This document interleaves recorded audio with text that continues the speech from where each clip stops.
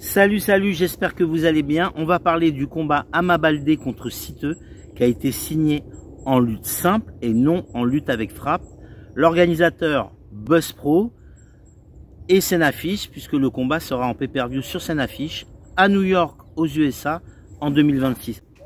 Alors ce qui est intéressant dans ce combat, c'est qu'Ama Baldé revient bien sûr d'une défaite contre Franc. Il a eu, on sait, ces derniers temps pas mal de blessures. Déjà quand il a rencontré Modulo, il avait des blessures. Il est revenu avec une victoire contre Gris Bordeaux, mais qui ne nous a pas totalement convaincus.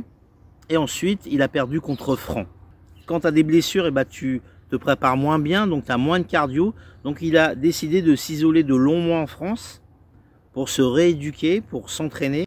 Il est parti par la suite aux États-Unis pour continuer sa préparation et son retour.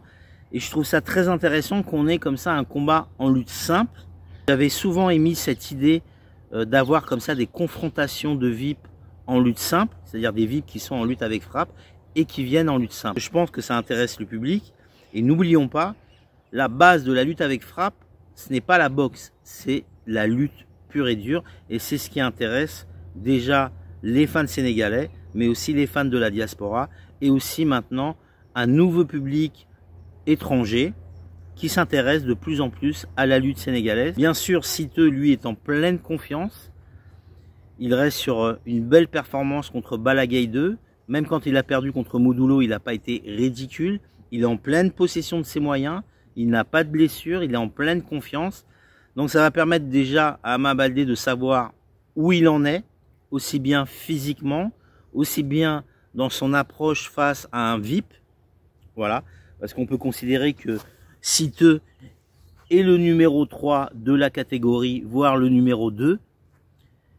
Et je pense qu'il attendra de prendre le vainqueur de Modulo Satiès, à moins d'une surprise et que d'autres challengers se positionnent aussi. Normalement, ça aurait pu être le combat Regrog-Boinyang. Le vainqueur aurait pu se positionner face au futur roi des arènes ou à l'actuel roi des arènes. Mais on sait que Regrog a eu un accident et le combat a été reporté. Dites-moi vous ce que vous pensez de ce combat en commentaire. Et bien sûr, j'ai fait une nouvelle chaîne sur la lutte sénégalaise, seulement que sur la lutte sénégalaise. Je vous mets le titre en bas, Coach Lamb. Allez visiter et si ça vous plaît, abonnez-vous, regardez les vidéos, likez, commentez. Merci beaucoup pour votre soutien. Prenez soin de vous et à bientôt. Que la paix soit avec vous. Salut.